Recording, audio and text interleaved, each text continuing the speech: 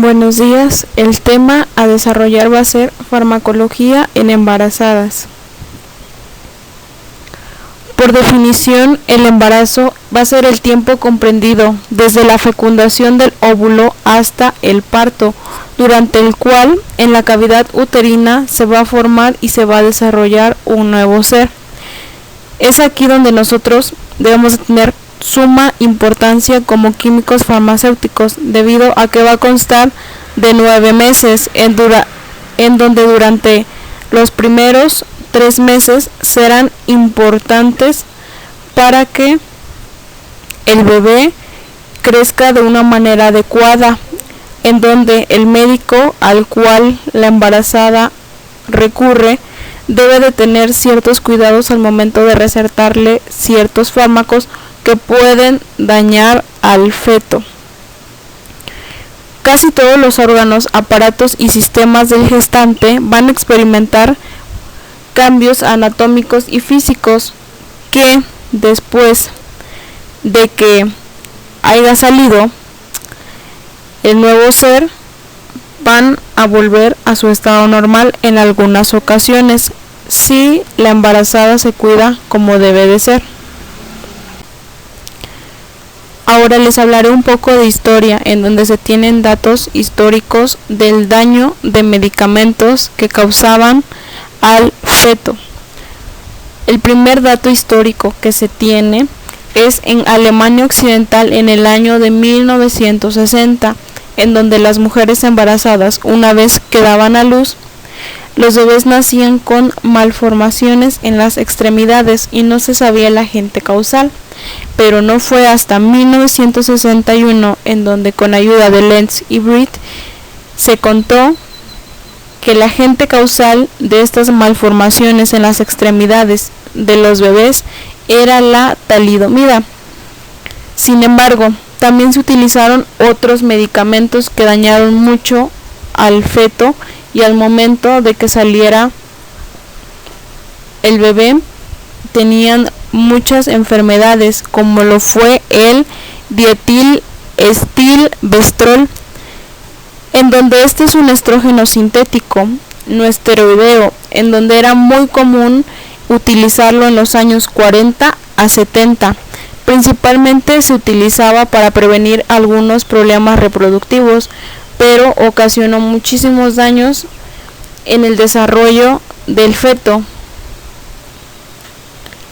Ahora hablaremos de los cambios farmacocinéticos que va a presentar el cuerpo de una mujer embarazada. Aquí hay algo muy importante de destacar, debido a que un cuerpo humano hay ciertos parámetros que lo van a contar como normal. Sin embargo, en la mujer embarazada va a pasar procesos, se podría decir que contrarios a los de un cuerpo normal, como ahora lo voy a explicar.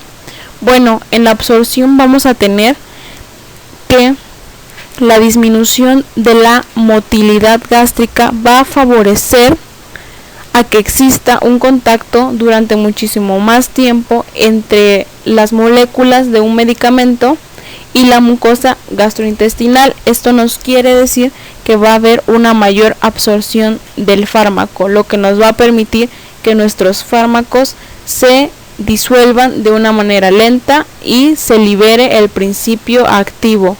Ahora, también se dice que la mujer gestante va a tener una mayor absorción de calcio y de hierro. Es por eso que la mayoría de los médicos recetan mucho lo que son vitaminas y minerales. Ahora, algo que aquí cabe mucho de mencionar, que es muy importante, es el pH alcalino que va a representar en lo que viene siendo la porción gástrica, debido a que si nosotros presentamos un pH alcalino en mujeres embarazadas, que es lo que ocurre con mayor frecuencia, esto va a hacer que las bases se encuentren no ionizadas, y al estar no ionizadas va a decir que se va a difundir con mayor facilidad a través de la barrera intestinal, ocasionando una mayor absorción.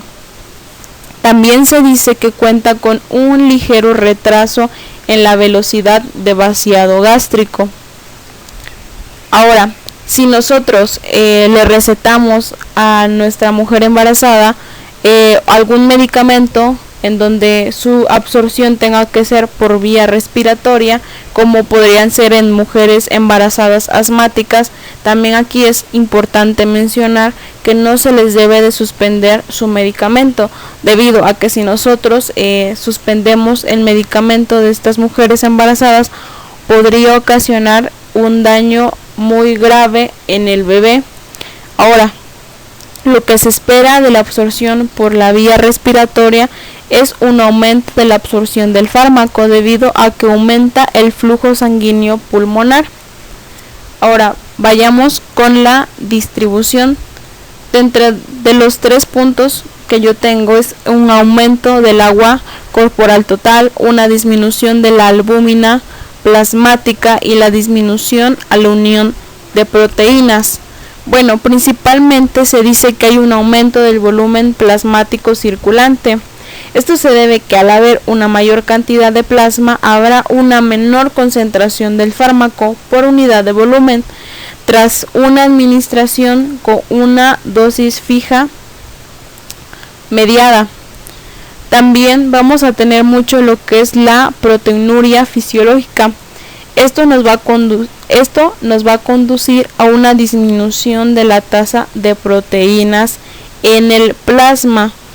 Esto se debe a una disminución de niveles de albúmina principalmente, que va a hacer a que se incremente la fracción libre de los medicamentos, siendo especialmente importante en aquellos con un elevado porcentaje de unión a proteínas plasmáticas.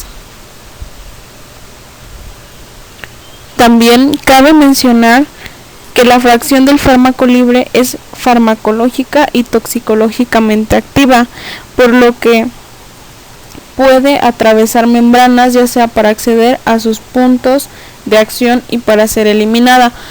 Si nosotros nos ponemos a pensar, para que un fármaco se disuelva bien sobre la circulación sanguínea, debe de ser principalmente soluble o hidrosoluble.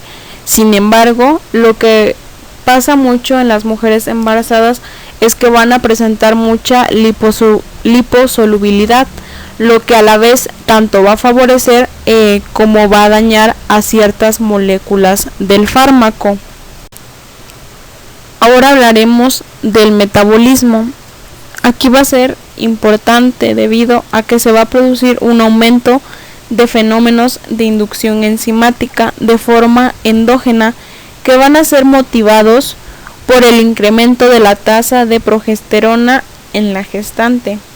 Bueno, la progesterona va a ser un inductor enzimático que va a aumentar la tasa y la velocidad del metabolismo y otros fármacos, en donde van a conducir a una disminución de su semivida y de su acción. Aquí algo importante de recalcar es la presencia de citocromo 450. Estas van a ser muy de suma importancia debido a que van a estar presentes en las embarazadas. Esto se debe a que van a impedir que estas metabolicen sustancias tóxicas que puedan dañar el feto, principalmente que vayan a conducirse a lo que viene siendo el cordón umbilical y esta no llega a afectar al bebé. Tenemos la eliminación. Principalmente va a haber cambios de la función renal que van a condicionar el ritmo y la cantidad del fármaco excretado. En esto se va a presentar un aumento de volumen por minuto que va a conducir a un notable crecimiento del flujo sanguíneo renal y por consiguiente el ritmo de la fracción glomerular. En la excreción renal se va a ver favorecida por un aumento de la fracción libre del fármaco que ocurre por la hipoproteína fisiológica. Se dice que los medicamentos hidrosolubles y de bajo peso molecular van a acondicionar a una óptima aclaramiento eficaz y una rápida eliminación para el fármaco.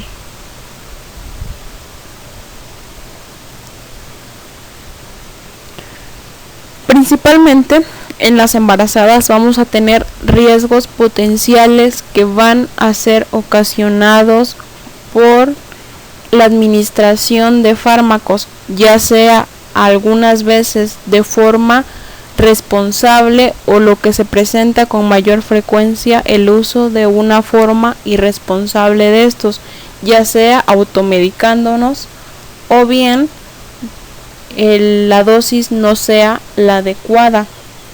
Ahora, en los efectos teratogénicos van a ser aquellos principalmente que se van a presentar en el feto, ya sea efectos que puedan dañar el sistema nervioso central o en algunas ocasiones las extremidades del bebé.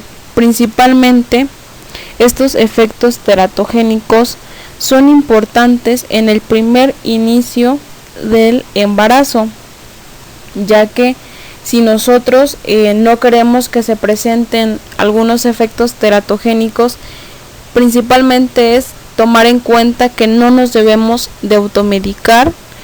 Si la embarazada o la mujer que vaya a embarazarse desea esto, es que en su vida sexual activa pues no consuma aquellos medicamentos en donde se han comprobado que tienen un alto riesgo para el daño del bebé, como lo pueden ser algunos anticonvulsionantes. Ahora, también es importante decir que los antiinflamatorios no se deben de tomar al final del embarazo, debido a que puede ocasionar riesgos en el bebé. Ahora, las alteraciones funcionales de los órganos fetales. Bueno, esto es importante debido a que se puede presentar en la semana inicial o en las primeras 8 semanas de embarazo. Ahora hablaremos de los factores no dependientes de la madre. Para mí, el más importante es la placenta. Esto se debe a que es el intermediario entre la madre y el feto en el intercambio de sustancias, lo que viene siendo las moléculas del fármaco, que van a jugar un papel muy importante en el transporte de moléculas de medicamentos. Este comportamiento y propiedades que van a presentar la placenta va a depender en gran medida de que las moléculas de los medicamentos lleguen a la circulación fetal y de ahí puedan ejercer su efecto, llámese terapéutico, algún efecto adverso o algún efecto teratogénico. Ahora, yo coloqué lo que es la superficie y el grosor, en donde en este apartado principalmente es importante mencionar que a mayor superficie y a menor grosor contenga la placenta de la mamá, mejor difusión de moléculas de medicamentos se va a presentar. Ahora, el pH del cordón umbilical va a contribuir y a conformar la respuesta y el comportamiento de las moléculas de los medicamentos. Ahora, el pH de la sangre del cordón va a ser ligeramente más ácido que el de la mamá. Aquí es importante mencionar que se va a producir un mayor atrapamiento de medicamentos básicos, lo que nos quiere decir que las moléculas de los medicamentos más ionizados va a haber mayor atrapamiento. Sin embargo, en los medicamentos básicos van a acceder más rápido y más eficaz que los ácidos en la circulación fetal. Las propiedades físico-químicas que deben de contener las moléculas de los fármacos que van a ser administrados a las mujeres embarazadas deben de tener un grado de ionización en donde estos sean atrapados y no se difundan tan fácilmente a través de las membranas. Algo muy importante de mencionar es la liposolubilidad, debido a que las mujeres embarazadas tienen una tasa muy alta de lípidos corporales. Entonces nos va a facilitar esta liposolubilidad, en donde va a contener una mayor difusión a través de membranas y a mayor distribución hacia tejidos con alto contenido lipídico. Ahora, el peso molecular es algo muy importante. Esto se debe a que cuanto mayor sea el peso molecular, mejor difusión y filtración va a tener. Pero aquí pasa un efecto contrario, como en algún apartado anterior les había mencionado. Un claro ejemplo que podemos nosotros colocar es el caso de las mujeres diabéticas, en donde necesitan lo que es la insulina. Entonces se les recomienda, o es siempre recomendable, que no se les suspenda el medicamento, debido a que la insulina no presenta un riesgo para el feto. Esto se debe a que no atraviesan la barrera placentaria, entonces no alcanzan al feto. Esto se dice que porque tiene un elevado peso molecular. Ahora, la unión a proteínas plasmáticas, en donde la fracción del fármaco unido a las proteínas plasmáticas no se va a difundir y se va a eliminar en el organismo. Se dice que la fracción libre que presentan estos fármacos es los que van a ejercer la actividad farmacológica y también toxicológicamente activa. Ahora hablaremos de la clasificación que nos da la FDA acerca de medicamentos con un factor de riesgo fetal. Dentro de la principal categoría que tenemos es la categoría A, que es la que no presenta ningún riesgo o daño en el feto. Bueno, aquí ya se han hecho estudios tanto adecuados y bien controlados, en donde no se han demostrado algún riesgo en el feto durante los primeros 3 meses. Un claro ejemplo de estos medicamentos van a ser las vitaminas, minerales, el hierro.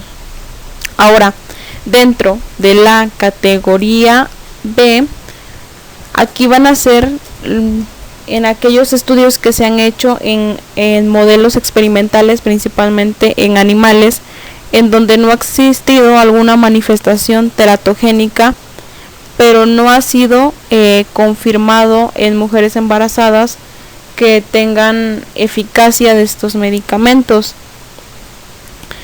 Y también se ha detectado un cierto potencial teratógeno. En analgésicos, un claro ejemplo de estos puede ser el paracetamol o la morfina. Ahora, en la categoría C, este se basa en estudios en animales, en donde se ha detectado un efecto teratógeno, pero aún no se han efectuado estudios en mujeres en donde confirmen este daño. Un ejemplo de estos es el ketorolaco. Ahora, en la categoría D van a ser aquellos en donde se han efectuado estudios que han demostrado efectos teratógenos sobre el feto humano. Un ejemplo es el ácido acetil salicílico, o un antibiótico es el ciprofloxacino. Ahora, en la categoría X, que es la más de alto riesgo, van a ser aquellos medicamentos que poseen un efecto teratógeno manifestado y con un alto riesgo. Un ejemplo de estos es el albendazol. Ahora hablaré de un tema que es de suma importancia, que son los fármacos en contra de las plantas medicinales. Principalmente yo dividí aquí en 3 fases, de la primera al tercer mes, del cuarto al sexto mes y de la séptima al noveno mes, en donde es importante recalcar que los fármacos están indicados siempre y cuando sean de categoría A, que son los principales, como lo son vitaminas y minerales. debido a que se absorben de una forma muy eficaz por parte del cuerpo humano. También es importante mencionar que en algunas ocasiones, cuando las embarazadas presenten algún tipo de infección en la vagina, van a poder utilizar lo que son los antibióticos o antimicrobianos de la categoría C. En algunas ocasiones vienen en presentación de óvulos con la finalidad de que estos no atraviesen la barrera placentaria. También es importante decir que investigué y algunos doctores preferían mucho la vía de administración intramuscular. Esto se debe a que no atraviesan pues la barrera placentaria, y también la concentración plasmática fetal incrementa a causa de un gradiente materno. Entonces esto nos va a ocasionar un equilibrio, lo que no nos va a ocasionar un daño hacia el feto. También es importante mencionar que algunos fármacos van a pasar al líquido amniótico o fetal. Esto se debe a que el paso a través de la orina, que la cual en algunas ocasiones mediante la orina se excretan algunos medicamentos, van a pasar al líquido amniótico. Esto se debe a una transferencia a través de la piel fetal o en algunas ocasiones por algún transporte directo desde la madre hacia la membrana. También debe de poner mucho hincapié es que el 86% de las gestantes consumen algún tipo de medicamento, ya sea en ocasiones recetado por algunos doctores o a veces por una automedicación, que esto principalmente es la causa de que ocasione muchísimos daños en el feto. Sin embargo, el 5% de estas mujeres gestantes tenían que seguir con la medicación que ya tenían ellas. Esto se debe a que en algunas o en muchas ocasiones las pacientes presentan muchos pues se podría decir que muchas complicaciones. Entonces desde antes ellas ya vienen manejando medicamentos, y en donde se les aconseja que no suspendan los medicamentos que se encontraban consumiendo, debido a que en algunas ocasiones entran en pánico las mujeres gestantes, ya que se les recomienda que suspendan todo tipo de medicamentos. Entonces ellas, al suspender todo tipo de medicamentos, pueden ocasionar un daño contrario al feto. Entonces no deben de suspender. Tenemos el ejemplo de una mujer gestante diabética, no debe de suspender la insulina, o por el contrario, si una mujer es asmática, no debe de suspender su medicamento aerosol, llámese salbutamol. Entonces es aquí en donde entra la controversia de las plantas medicinales, en donde se sabe que la mayoría de las mujeres utilizan plantas para tratar algunos, se podría decir que algunos síntomas que llegan a presentarse durante el embarazo. Dentro de las más que encontré que utilizan es la canela. La canela principalmente la utilizan para acelerar los procesos del labor del parto. También llegué a encontrar lo que es el aloe vera. Principalmente lo utilizan como tipo de ungüento una vez que la mujer haya dado a luz, para ayudar a la cicatrización de la herida que se llegan a presentar. Sin embargo, es importante mencionar aquí que el estudio de estas plantas medicinales en mujeres embarazadas, cabe recalcar, no se ha profundizado. Entonces nosotros no sabemos si este uso es seguro o no.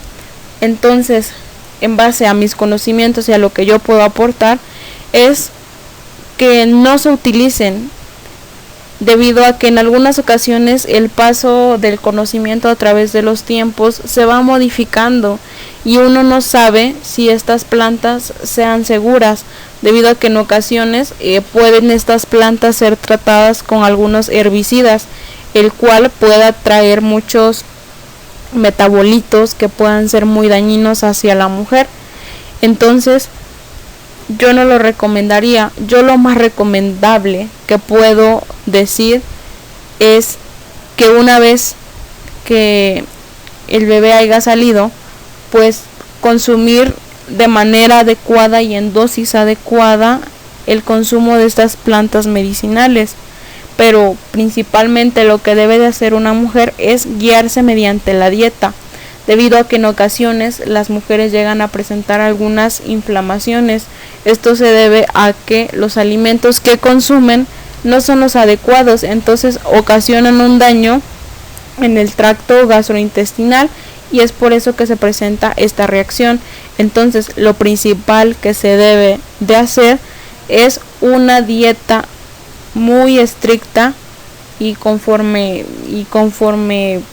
pues pase el tiempo, pues seguir esta dieta, debido a que es importante que en las mujeres haya de sumo cuidado y principalmente consumir los medicamentos de la categoría A, que es lo que siempre recomiendan, y ya en un caso muy estricto y que de verdad se necesite, pues la categoría B. Ahora, las consideraciones que se debe de tener a la hora de recetar fármacos a mujeres embarazadas. Principalmente la mayoría de los fármacos van a entrar a circulación y van a atravesar la placenta y van a alcanzar al feto. Es por eso que no se deben de administrar los fármacos. Principalmente les hablé que debe de ser estrictamente la categoría A y ya muy estricto la categoría B. También en el primer trimestre no se deben de administrar fármacos, debido a que es el tiempo en donde el bebé se encuentra más susceptible a daños por el desarrollo de los órganos principales. Siempre debemos de administrar la dosis mínima eficaz y no se deben de prescribir fármacos con un potencial teratogénico durante la fase lútea. En esta fase lútea es aquella en donde va a ser después de la ovulación y días antes de iniciar la menstruación y con una vida sexual activa. Es por eso que nosotros debemos de tener sumo cuidado. Si nosotros queremos procrear, debemos de tener cuidado en los medicamentos, ya que a causa de estos medicamentos puede ser un factor importante para que influya en el desarrollo del feto, del bebé, y pueda contener algunas malformaciones o inclusive en casos en donde el bebé no se pueda llegar a desarrollar. Un claro ejemplo que yo les puedo poner son el consumo de anticonvulsionantes. El consumo de anticonvulsionantes se ha demostrado que tiene un alto grado teratogénico.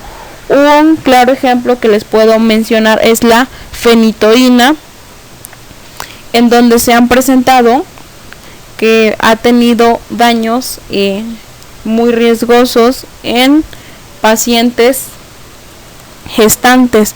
Sin embargo, si tú como mujer gestante ya desde tiempo atrás tú llevabas tomando este tipo de medicamentos, es necesario que lo sigas consumiendo, pero si no es así es mejor suspenderlo. Pero lo principal debe de ser acudir al médico. Y por mi parte esto sería todo. Muchas gracias.